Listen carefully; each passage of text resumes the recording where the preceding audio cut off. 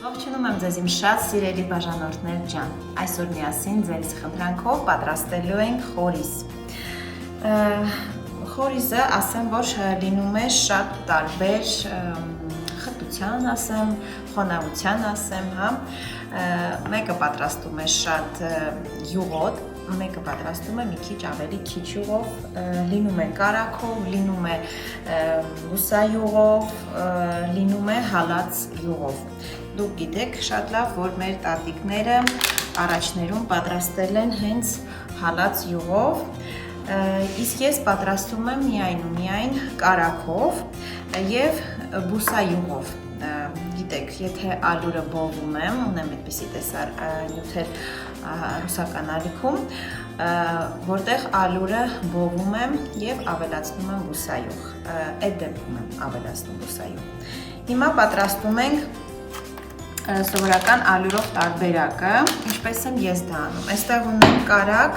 սենյակային ջերմաստիճանի։ Ես այն չեմ հալածնելու,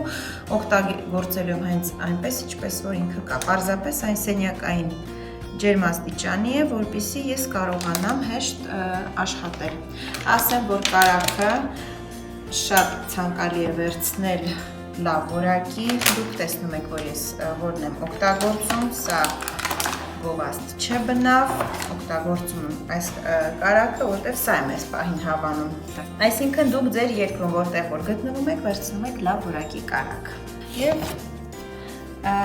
կարագի վրա ավելացնում ենք շաքարավազը։ 100 գրամ կարագի վրա կավելացնեմ 200 գրամ շաքարավազ։ Եվ կտրորեմ։ Այնքան, որ կարագը եւ շաքարավազը միաձուլվեն։ Տեսեք, այսպիսի զանգված ենք ստացել։ Ամբողջությամբ շաքարավազը չի հալչել, պետք էլ չի։ Հնարավոր է էլի շաքարավազ ավելացնենք, պարզապես ալյուրից հետո, երբ որ զգանք, որ սա մեզ համար այդքան էլ քաղցր չի,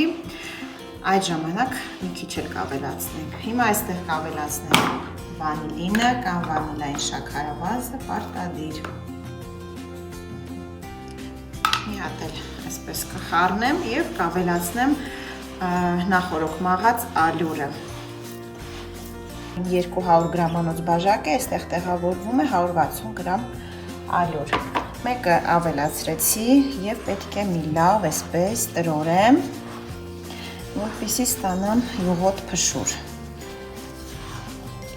Հիմա տեսեք, շատերի մոտ կարող է ստացվել այսպես,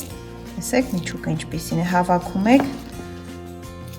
եւ այսպես մնում է եւ շատ դժվարությամբ է քանդվում, ու դուք զգում եք, որ յուղայնությունը այստեղ բարձր է։ Սա իմ խորիզի տարբերակը չէ, ես այլ կերպ եմ պատրաստում, այսինքն պետք է ալյուր ավելացնեմ։ Երկրորդ բաժակը կավելացնեմ, աստիճանաբար կեսը կդնեմ, մի լավ այսպես կհարեմ ձեռքերով, կտրորեմ։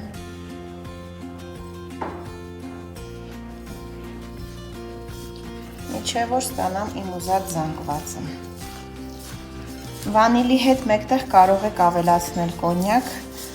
ըստ ցանկության, եթե սիրում եք այդ համը, ես չեմ ավելացնում։ Հիմա տեսեք, թե փշուրը ինչպիսին է դառնալու աստիճանաբար։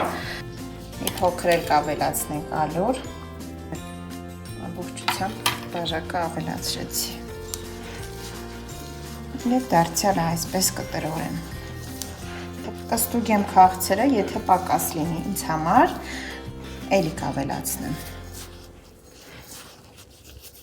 Այսպես պետք է տրորենք, որ խոշոր գնդիկներ չմնա։ Տեսեք ինչպիսի զանգված ստացանք։ Ես մոտ 50 գրամ շաքարավազ էլ ավելացրեցի, որպեսզի քաղցրը տեղը լինի, որ ոչ մեկ չբողոքի։ Տեսեք, ծովի ավազի պես փխուր եւ թափվող։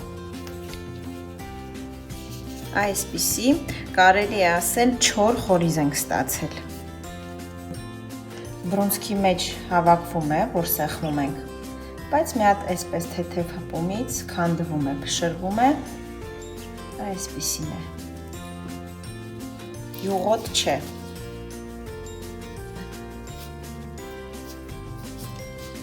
Բաղադրիչների ճիշտ չափաբաժինը տեսա հոլովակի ներքևի հատվածում, այնտեղ կա փոքրիկ սլակ, դիպչեք եւ կբացվի, ինչից ինչքան եք ավելացնում։ Այս փուլում մեզ ձեռնոցները էլ հարկավոր չեն։ Ասեմ, որ ռուսները շատ լավ բուլկիներ են պատրաստում, որտեղ օգտագործում են խորիզը, իրենց մոտ կոչվում է շտրոյզել եւ անչափ համեղ են։ Իրանք շատ հաճախ օգտագործում են որպես փշրանք։ Մենք էլ օգտագործում ենք շատ ժամանակ հենց գաթաների մեջ որպես միջուկ։ Այդպես էլ է շատ համեղ։ Այսքանը սիրելիներս, տեսանյութի վերջում անպայման ձեզ համար ինչ-որ մի բան կպատրաստեմ եւ դուք էլ կտեսնեք, թե մեր պատրաստած խորիզը ինչպես դրսևորեց իրեն արդեն պատրաստի վիճակում։ Շատ շնորհակալ եմ ձեր բարի դրական խոսքերի համար։ Կհանդիպենք հաջորդ անգամ, երբ որ շատ համեղ բան կպատրաստենք։